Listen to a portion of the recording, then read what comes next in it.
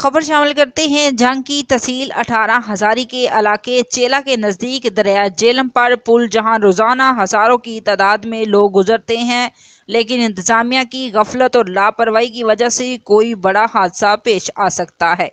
देखते हैं जंग से मोहम्मद अशरफ सियालवी की ये रिपोर्ट। जी अशरफ, आगाह कीजिएगा।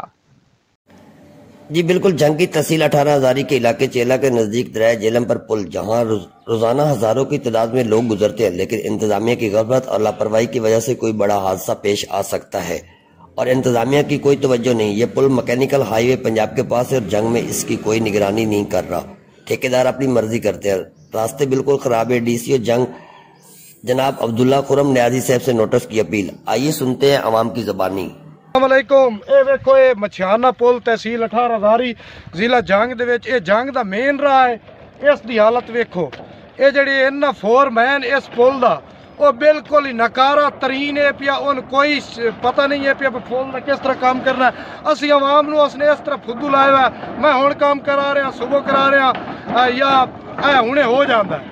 ये उसका किरदार है पिया।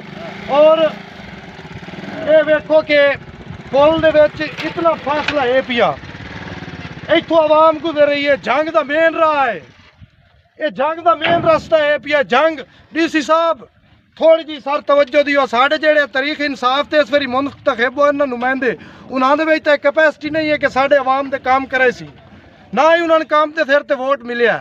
सर इस ते बहुत शुक्रिया अशरफ, आगाह करने का।